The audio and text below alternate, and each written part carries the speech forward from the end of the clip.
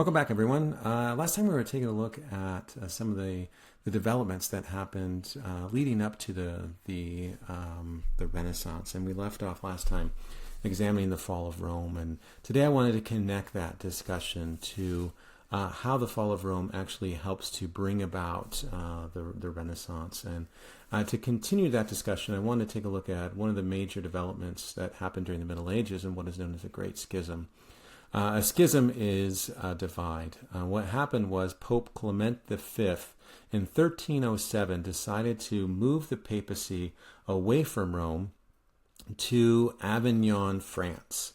And the reason why he did this is he wanted to escape the corruption that was happening in Italy between the church and the state. What would happen is that politicians would try to push their candidate to become the Pope or a bishop or something like that, and then they would receive, favors, blessings or, something from the church. And so they wanted to purify, right? Clement V wanted to purify the church and the papacy, and so he wanted to have a fresh start, and he moves to France in order to do that. However, the problem that he experienced was that France was much more organized than the Italians, and so they were much more. They had a much easier time corrupting the papacy in France than they did in Italy. And so it didn't necessarily work, but at least his heart was in the right place. And what happens is the papacy is there for about 70 years. A later pope known as Gregory the 11th. Decided to move back, and he's arguing, right, that we need to get back to the pure essence of what we were, get back to our roots, and we need to get back to Rome.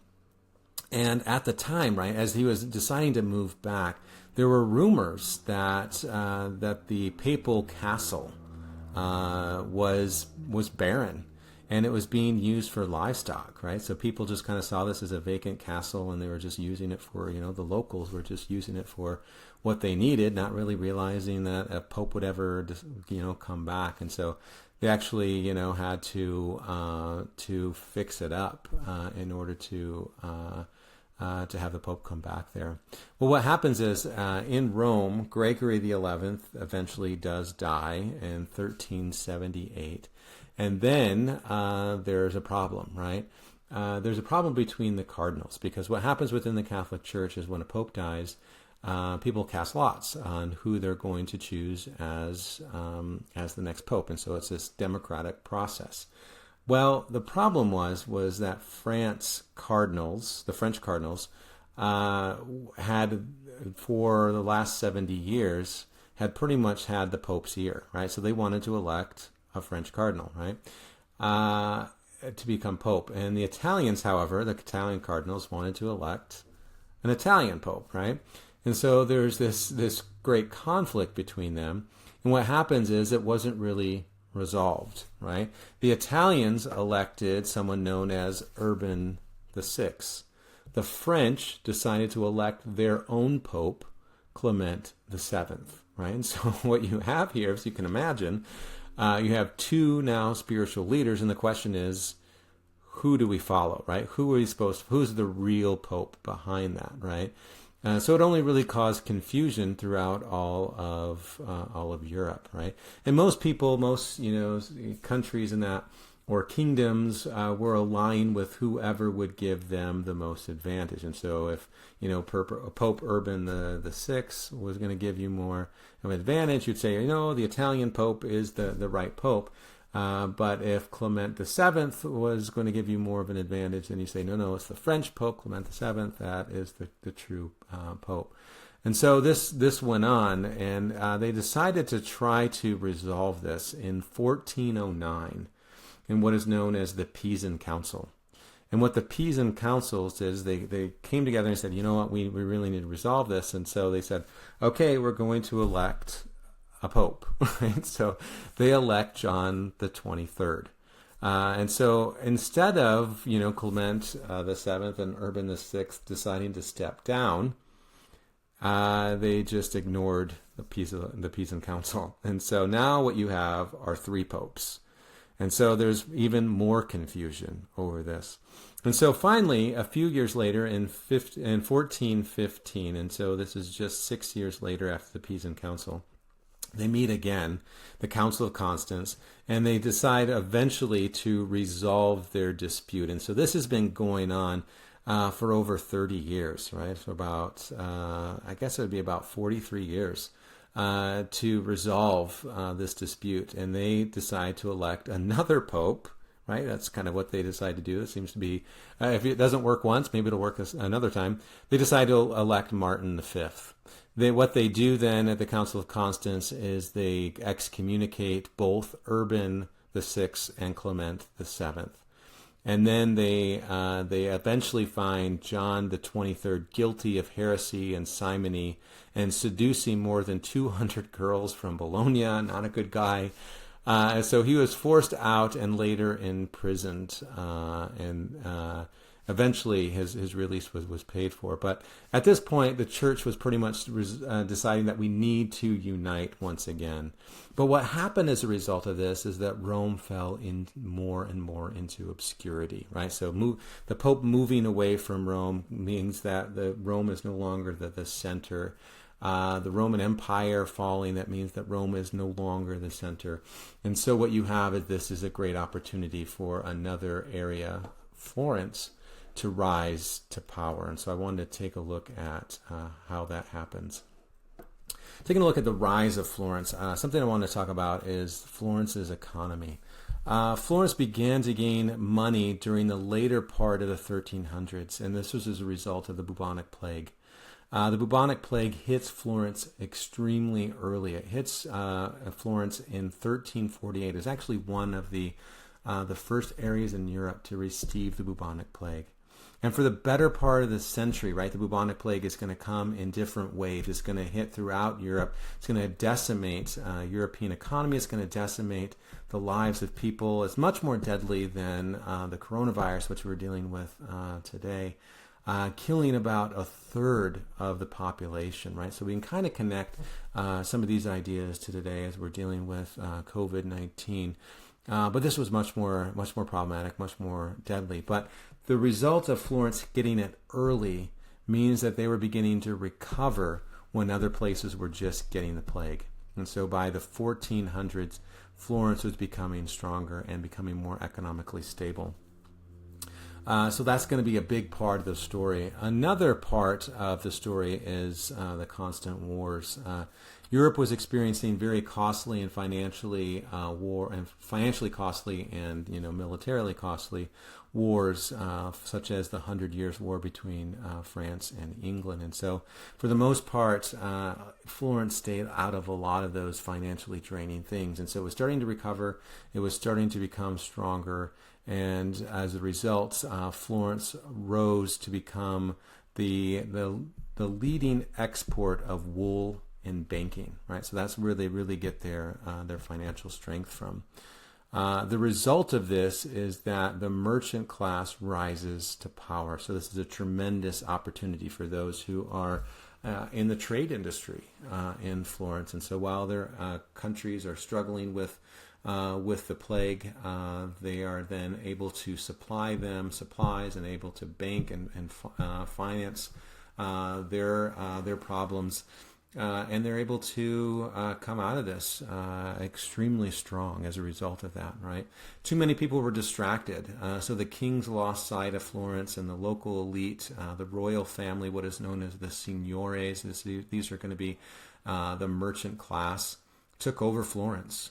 There was a strike in 1378 where the wool workers shut down Florence, shouting, quote, "Down with traitors that allow us to starve," close quote, right? So they're tired of these kings and queens that really don't care about them. They want people who will listen. Well, merchants will listen, right? As long as there's dollar signs, well, I guess that's not really what they would use. They would use florins, but as long as there's money attached to it, your merchant class will listen to you, right? So the signori stepped in, and they established Florence as an independent republic, their own thing. and this is going to be extremely important. Without royalty, the merchant class takes control because they're the ones that have the money. They elect a leader known as the priori, and the priori would leave their homes and rule in the central palace. And I don't think I can see it from this particular image, but there's other images that I can show you where you can see the central palace. And they would go there for a 2-month term. And so these are people that were mainly business people, and so they had other things to do, their business to take care of. And so it wasn't necessarily a long-term appointment. It was only for 2 terms. And this also preserved the fact that someone wouldn't get too much power and influence. One of the main things that they focus on was diplomacy. Because what bankers and what business people want is peace, right? So these priories promise peace to Florence and accomplish this through the art of treaties and diplomacy rather than war, which is generally what kings and queens use in order to expand their empire. They felt that war was too costly and wasted time.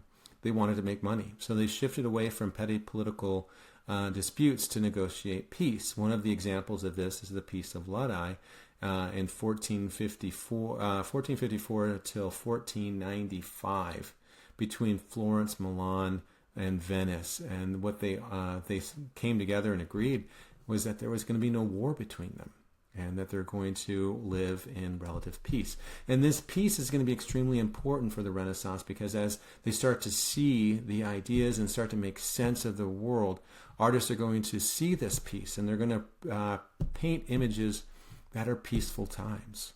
Serenity, values of harmony and simplicity are all going to be big hallmarks of the art that they create, how they see the world. And so that piece is going to be extremely important. I want to talk about one priori family known as, and this is just an image here that I wanted to show you where Florence in the kind of the northern part of Italy develops its own republic, right? So away from the Papal States, away from Naples, away from over here in Venice, right? They established their own separate entity. I want to take a look at one particular family known as the Medicis, Medici. These were part of the merchant class, and this is an example of one priori family that rose to power. The Medici family gained prominence during the Middle Ages when Charlemagne awarded them notoriety and gave them the colors of red and gold as their family crest. However, they gained economic prominence during the Renaissance. And what they're going to do, right, when we take a look at Giovanni and his son Cosimo, what they do is they use their economic influence to gain political influence. We'll take a look at that. Giovanni Medici was kind of the grandfather of the Medici dynasty. He was a wealthy banker, and he owned banks around Europe in Rome, Venice, Genoa, Naples, Pisa, Geneva, Bruges, London, right? So he owns all of these branches throughout Europe. However, it wasn't until Giovanni funded John the 23rd's bid for the papacy, right? So remember back when the Pisan Council elected a new pope, John the 23rd, Giovanni was part of that, and he was part of pushing John the 23rd to get elected because he knew if he funded John the 23rd to become the pope, then he's going to have, right, some access to the papacy. And so as a result of this, right, John the 23rd then gave the Medicis the Catholic Church, became the Catholic or the Medicis became the Catholic Church's bankers. And they then became the wealthiest family in Europe as a result of that.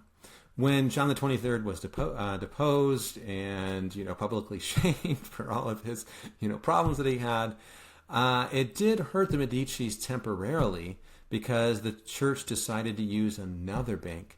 However, that bank soon went under, and the Medici stepped in and then became the bank of the Catholic Church. And so they become extremely powerful. And then they used their power for then political purpose. And it's just to give you an example of this, to try to connect this to more recent events. This is very similar to the Kennedys. Here you see Joseph Kennedy, kind of the grandfather of the Kennedy dynasty. And he becomes extremely wealthy. One of the main things that he gains his wealth from is from bootlegging during the Prohibition era of the 1920s and 30s. He uses his money in order to gain political advantage. He actually pushes to become a politician.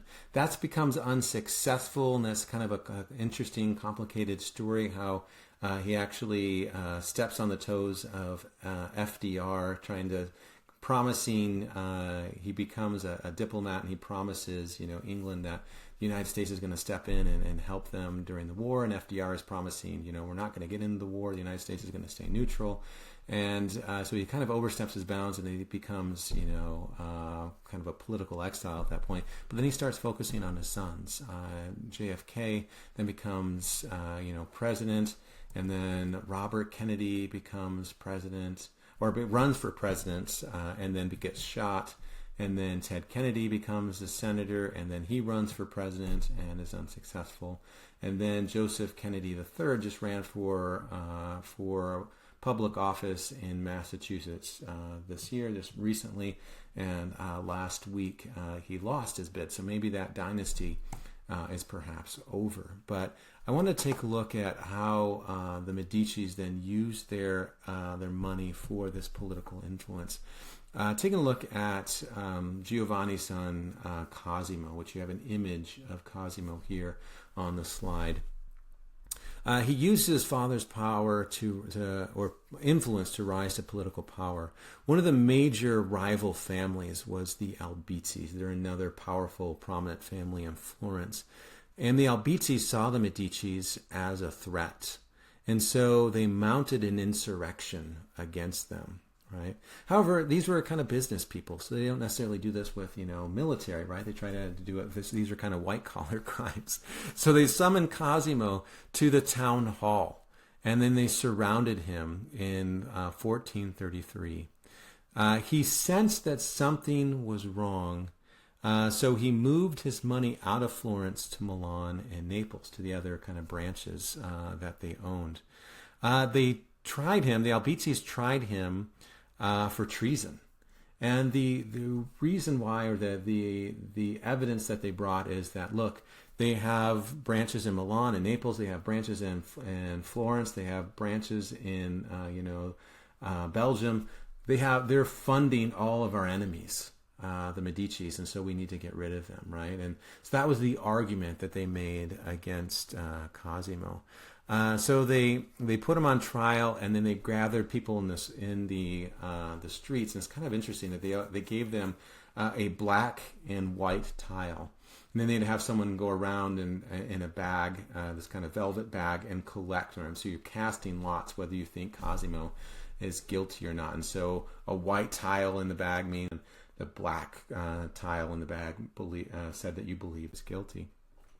But so as they counted them up, the lot actually fell against Cosimo, and he became imprisoned in Florence. And so what he decides to do, this is kind of a typical kind of business mindset, is he decides to negotiate his freedom.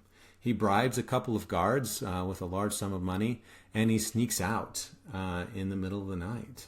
And the good news is he saved his life. The bad news is he's exiled from his home in Florence. So what he decides to do is he decides to shut down all of the money in Florence. And as the number one banker, he could do that. And it doesn't sound like a lot of just shutting down the banks. What does that do? But if you shut down the banks, your company cannot make payroll. People cannot buy things anymore. And so it just shuts down the economy of Florence. And he says he's not coming back until people beg him to come back. And so what happens after a couple of months of people, the economic chaos that ensued, is that the Florentines overthrew the Albizzi family, and they begged him to come back. Right? He came back, but this time he says, I will come back, but I'm only going to come back as your supreme leader of Florence, ruling like a king. He says, I don't want any more of these, rival families trying to mount insurrections against me. I want to be, the guy in charge. And so they said, yeah, that's fine. Just, bring your money and we'll be fine. And so after he comes back, he ruled over every facet of Florence.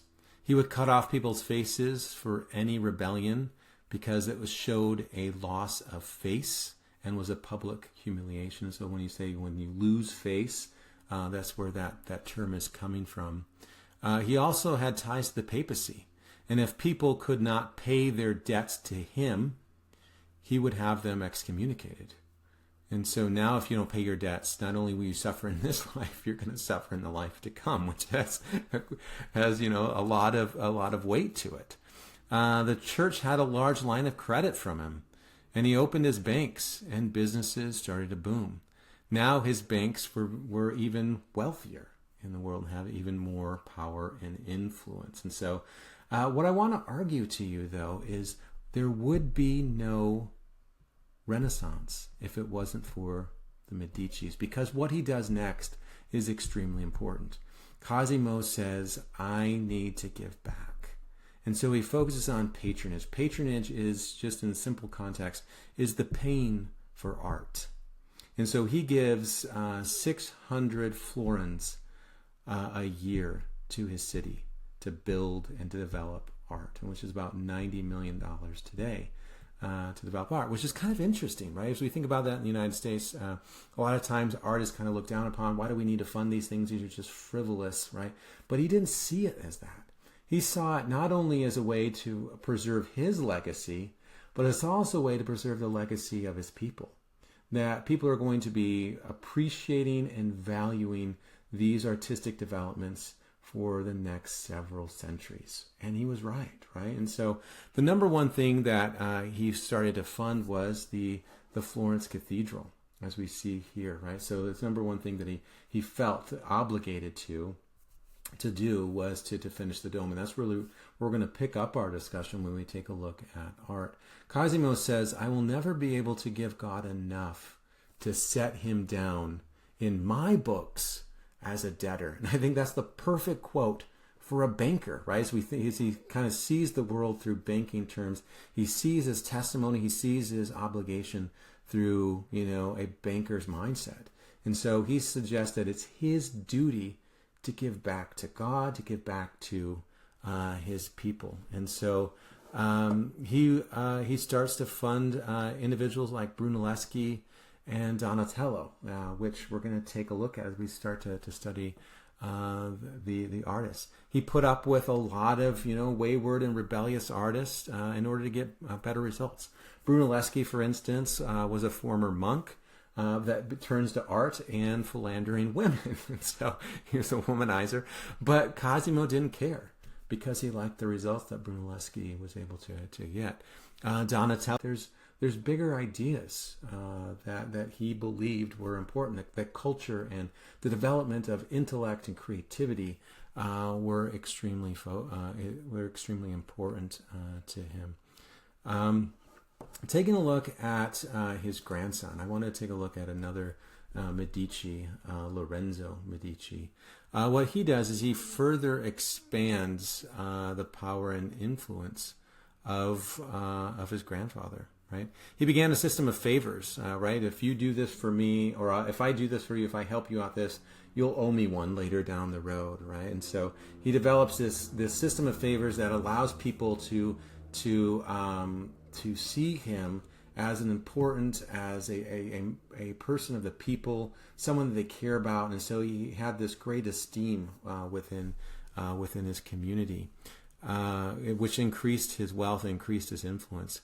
He was mainly known for overcoming a conflict with a rival bank from the Pazzi family and also the papacy. And what happened was Pope Sixtus, who was the Pope at that time, was not favorable to the Medicis, probably because they were in so much debt to the Medicis, and they didn't like the power and influence the Medicis then had in Florence. So he turned to their rivals, the Pazzi family, P-A-Z-Z-I family. So this is kind of like another, banking families is kind of like Bank of America and Wells Fargo going at it, mixed with, some type of religious fervor here. Pope Sixtus and the Pazzi family worked on a plan to kill the Medicis. Kind of interesting that the Pope is, partaking in this. But they knew that they had to kill both Lorenzo and his brother Giuliano together. Because if they didn't get them both together, then one is going to, rule in the other. Both of them were equally brilliant, and both of them were going to rule very effectively. So they knew that they had to get them to kill them both together. However, the problem was that they were rarely together in public, right? In the event of the very thing of a plot against them, right? So what happened is the Pope and the Pazzi family came together and they said, you know what we need to do is we need to do it on Easter, right? A lot of people can skip, church throughout the year, but normally they don't miss Christmas and they don't miss Easter. And so they knew that Easter is going to be extremely important. So on Sunday, April 26, 1478, two assassins, Bernardo Bandini and Francesco de Pazzi, tried to assassinate Lorenzo and his brother. They stabbed Lorenzo in the neck. He fell instantly to the ground and then turned and stabbed Giuliano 19 times. And then they turned and they looked for Lorenzo, right? Giuliani died instantly in church during Mass. I mean, this is like one wild sacrament, right? Lorenzo somehow, kind of drags himself, kind of with his bloody neck through the crowd, and he survives. He's seriously wounded, but he climbs the stairs to the balcony and reveals himself to the crowd to show them that the Medicis were still in power. Medici's supporters turn on the assassins and kill them, right? And so here is a drawing by Leonardo da Vinci of this particular moment, of one of the assassins paid for by the Pazzis and Pope Sixtus. And so they hang them due to their crimes. So it's kind of interesting that this is all happening, and Leonardo is kind of chronicling this in his own journals in his own way. But what happens as a result of this is Lorenzo later found out that the Pope had sent these people to wipe him out, and the Medicis, still grieving the loss of his brother, he decides to gamble his life and go see the Pope. Knowing that the Pope has a military, knowing the Pope can kill him, instantly, he gambles his life because he doesn't want to risk the life of his family, doesn't want to risk the life of the Florentines. And so he goes to Naples, where the Pope is vacationing, and he arrives with gifts and money, right? That's how you kind of warm the hearts of people. The Pope is unhappy that he's negotiating this peace, but peace is eventually established, and the rest of the assassins are called off, and then peace is returned to Florence. As he comes back to Florence, he is honored and celebrated as Lorenzo the Magnificent. Right? He considered himself a scholar, and he was interested in the Studia Humanitatis, or the humanities. So his art so his legacy was that he commissioned art, and his art that he commissions will reflect this element of the humanities. And so it's just interesting that he and his grandfather were the funder of the arts that transformed art as we know it, and ushered in this modern world. And so one particular artist that he found, Lorenzo had a great eye for art. And one day he saw this young artist who was about 14 years old working on the head of a fawn, right? And the fawn here is not, the little Bambi, but a fawn like the mythical kind of goat creature. However, this artist took liberties with the image. Rather than portraying him as young as other artists, or other, fawns and other artists that made them, he portrayed this fawn to be old. Lorenzo saw this and was intrigued by the interpretation, this new interpretation of an old motif. He made a comment about how old men normally are missing teeth.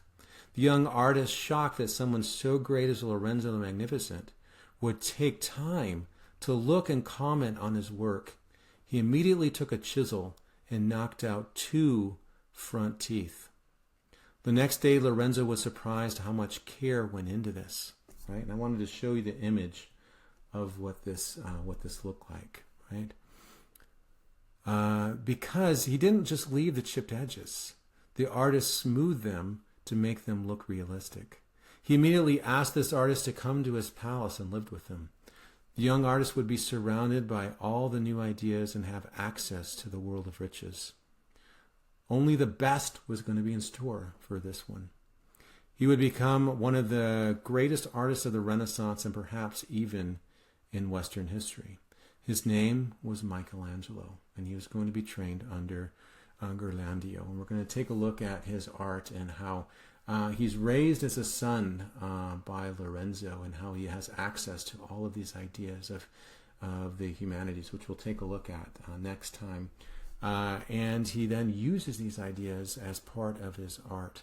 What's kind of interesting, though, about Lorenzo is he realizes that true power isn't necessarily in a system of favors or in Florence alone.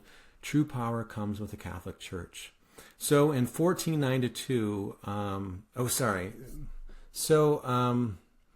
so what he does is in 1492, Lorenzo is seriously ill, and he is given a prescription of gems and pearls to drink. And it was kind of interesting that they felt that these gems and pearls had some type of medicinal quality. Because they're valuable, they must have some type of value to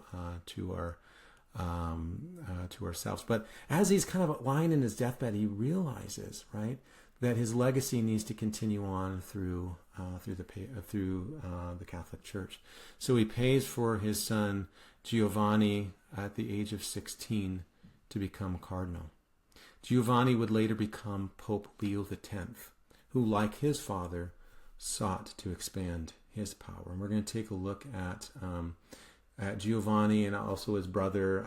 He pays for his other brother Giuliano to become cardinals. Giovanni, Pope Leo X, is going to be an extremely important part of the story of the Renaissance. And we'll take a look at him more and his encounters and some of the problems that he creates as he's expanding his power when we take a look at the Reformation. Just by way of overview of the Medicis, right? This modern political state, the Medicis rose from being a banking family, to one of the wealthiest and most powerful families over the secular and soon-to-be religious realm. This is the modern sense that anyone can rise to power. It doesn't matter who you are or who your parents are. Giovanni had no money from his family, but he rose to one of the wealthiest people in Europe, and then he uses that to help his descendants. The Medicis were directly and indirectly responsible for the cultural and economic the cultural developments in Florence and the powerhouse that it came to be. If it were not for them, we would not have the vast cultural achievements of the Renaissance today. Florence became the cultural center of the world. It's like the Yankees during the 1960s with Joe DiMaggio, Mickey Mantle, Roger Maris. Some of the famous Florentines are Dante, Cimabue, Giotto, Alberti, Ghiberti, Brunelleschi, Donatello, Leonardo, Michelangelo, Machiavelli, Rossini, and Galileo, and just to name a few. And so here you see this image here is of one of many cathedrals in Florence, and the cathedrals in Florence are kind of like church buildings are in Rexburg, right? There's one on every corner. But this is like one of the most famous ones, Santa Croce, one of the oldest and most famous. One thing that's famous for it has like, I don't know, it's the cathedral with, I think, don't quote me on this, the most amount of wood in Europe. And so if you go into it, you'll see all of the rafters and all the wonderful wood. It's like an entire forest was used in creating the Santa Croce. But the Santa Croce has some of the most influential Florentine big shots that are buried inside it. But to be a Florentine big shot, you don't have to be just more than just a regular writer or an artist. You have to change the world. And so just let me read off all of the people that are buried inside of this.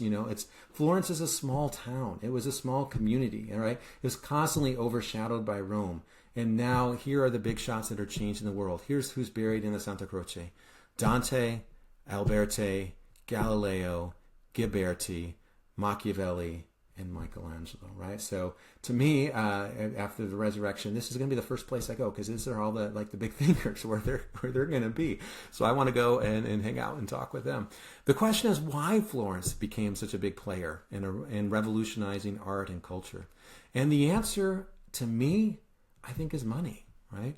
They funded art and education. With art and education comes thinking and innovation. With thinking and innovation comes ideas that change the world. The sad state that we find ourselves in the world today is that we keep cutting funding for education and art. We're losing innovation and we're becoming less creative. And so I think there's a story, there's a lesson to be learned here about the importance of not just, gaining money, which the Medicis did really well. It's then using that money to develop culture and to develop understanding of who am I, why am I here, where am I going. Their focus was on how to truly live and how to truly understand the world that we find ourselves in, and how to try to connect ourselves with past cultures and future ones as we leave a legacy behind. The problems, though, that the Medicis, right, the legacy is not necessarily all good, right? Everything has its opposites. Some of the problems that we talked about, right, or some of the legacy is the bourgeoisie dream, which was kind of anyone can rise to power. So that's something positive that comes in, the cultural elements that comes. But some of the problems that come is with the backlash. When Lorenzo died, a Florentine monk known as Savonarola, and you see the beautiful image of him at the top right of your screen, comes to power. And he comes from this monastery here known as San Marco, which was a Dominican monastery centered in Florence. Here's San Marco in Florence. And this one actually is going to house Fra Angelico's The Annunciation. We'll talk about that one. But it has its own kind of cultural elements to it. But the Dominican monk Savonarola was extremely extreme. He was a religious zealot. When Lorenzo was on his deathbed, so he summoned Savonarola to give him his last will and testament. Instead, Savonarola gets close to Lorenzo's face and whispers, "I condemn you to hell." Right? That's his kind of mindset. Then he uses his kind of extremism to start burning religious or non-religious works, right? What happens simultaneously at the time of this is France invades Italy. And with this ends the Peace of Lodi, ends the century-long peace that they experienced. And with this, then Michelangelo kind of moves down to Rome. And so Savonarola uses the invasion of Florence as proof that God's coming in to now destroy Florence because they've become too secular. They have too much emphasis on art that they've lost their religion. And so Savonarola wants to return Florence more to their medieval mindset where Christianity becomes dominant. And there is no away from Christian thought. You can only think and pray, and you can't really do anything, beyond that. And so he has this kind of frenzy backlash against the developments of the Renaissance. Prostitutes were beaten, homosexuals were burned, women were forbidden to wear makeup or jewelry, and then he organized this mass burning of art.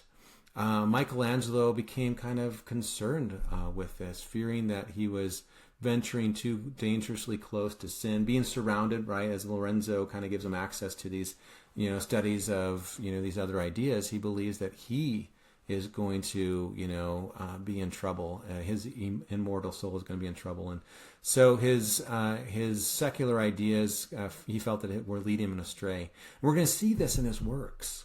We're going to see this in the sculptures and the paintings that he creates, this concern for his own welfare.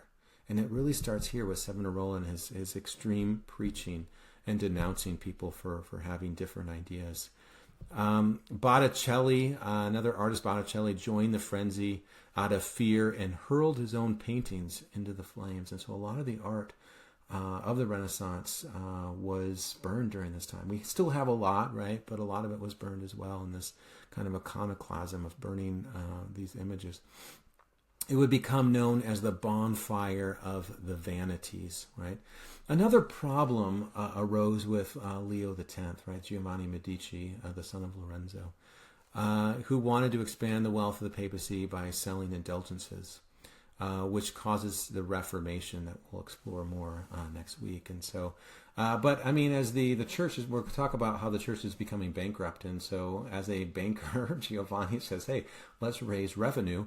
And we'll take a look at how his attempts to raise revenue actually blows up in his face. And so the Medicis are just, they're a complex study, right? They're a fascinating part of the discussion of the Renaissance. They're a fascinating part of Western culture. They're in the thick of it, and if it wasn't for the Medicis, there would be no Renaissance, right?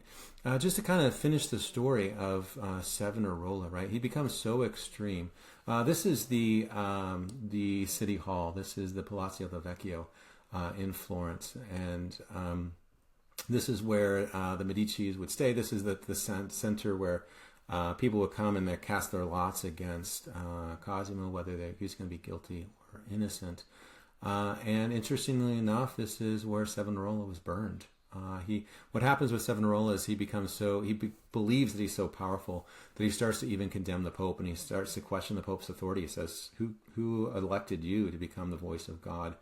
Well, the Pope didn't take too kindly to that, excommunicated him, and decided to burn him. And right here, kind of right where I'm taking this picture here. It's kind of an overcast day. But right where I'm standing is this plaque, and it says, on this day, on this spot, Savonarola was burned in a very public setting. And so this is kind of the setting, the center of the town hall here. And what you'll see in the distance is the original location of Michelangelo's David. And so what you see down here at the bottom, this is the replica that they put in 1817. We'll talk about this later, but 1817 they move it to its current location, the Academy of Art in Florence. But it stood out here for several hundred years, and so they put a replica in its place. So that was the original location of it, and we'll talk about that more later. I wanted to just leave off, just kind of on a fun note, with the Medicis, because they're such a fun case study. I ran across kind of one of the guilty pleasures is watching some, just mind-numbing TV, and one of the things that I came across several years ago now, in 2013, was something known as secret princes. And secret princes were princes that were part of the royal family or old royal family in Europe, and they would come to the United States in disguise, right, and to see if they can get like a true American woman to come home and to be their princess without revealing who they were, right? And so this is this kind of this silly documentary to see these people of wealth and prestige coming to the United States, trying to fit in among American culture, not really knowing how to shop, not really knowing how to cook, not really knowing how to clean, because they've always had someone do that for them. Because a lot of the royal families, even though they're not necessarily in political power, they still have a lot of money that they continue to pass on again and again. And one example of this is, the Windsors, the ruling family in England. How they get their money is they own all the property in England. And so you don't really own your property of land. If you can have a house on it, but you're renting the land that your house is on to the Queen of England. And so you still have to pay every year for the renting of your land. And if you don't pay rent on your land, the Queen can confiscate your property. And so there's things like that. They can still maintain a lot of their power and influence, at least economically. Well, anyway, one of the seasons had a Medici on there. And I wanted to just show you a clip of his name is, interesting enough, his name is Lorenzo Medici. And you can kind of just get a sense of what the Medicis were like just through this kind of legacy of him. So this is kind of really fun to watch.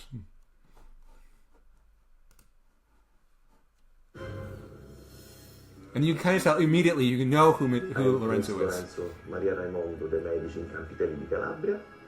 I'm from a little beautiful town called Martinano, where my ancestors were the rulers of all the region during the Renaissance time. I'm part of the big family, the Medici. My family was the most important family in Italy and one of the most important families in Europe. So coming from a family like this, it was for me always something very, very difficult, but something very important. I mean, I couldn't never be always myself. I love clothes. I'm Italian, and all my clothes are handmade, tailor-made. Details are very important for a prince. And details are the difference between a normal person and a prince. when you are from a rich family and you are educated with a rich family to have everything, you are spoiled most of the time. The women I'm meeting, they are almost all spoiled.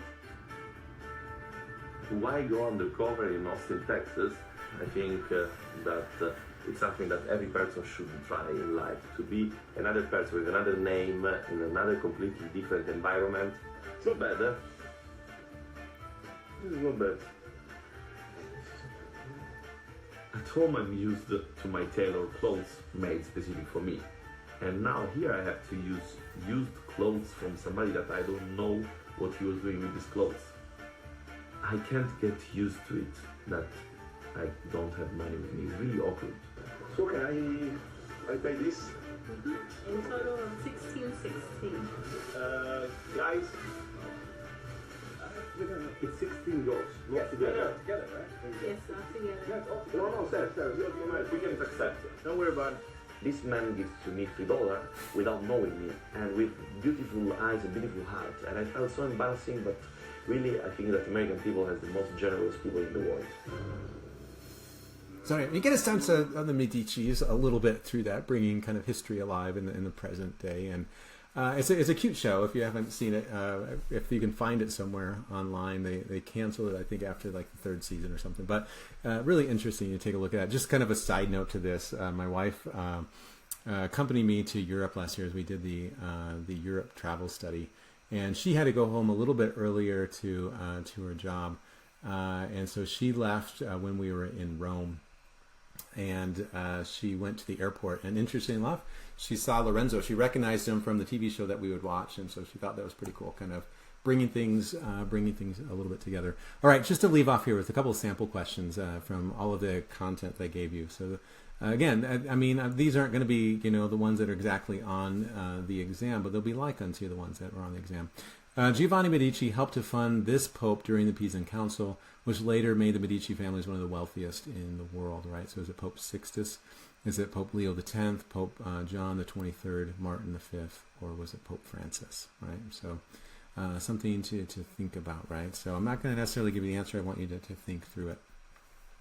Which of the following is not one of the legacies of the Renaissance? Discovery of the New World, the Declaration of the Rights of Man, innovations in art, the printing press, and the Reformation, right? So just something to think about, again, just kind of on your own. Go back to your notes and think about what was said. Lorenzo Medici sought to expand his power in Florence in three key ways. Which of the following was not part of his method to gain more power, right? Developing a system of favors, funding the arts, pushing to be a cardinal so that he could keep his eye on the Vatican, or D, offering the papacy money so they will not intervene with Florence.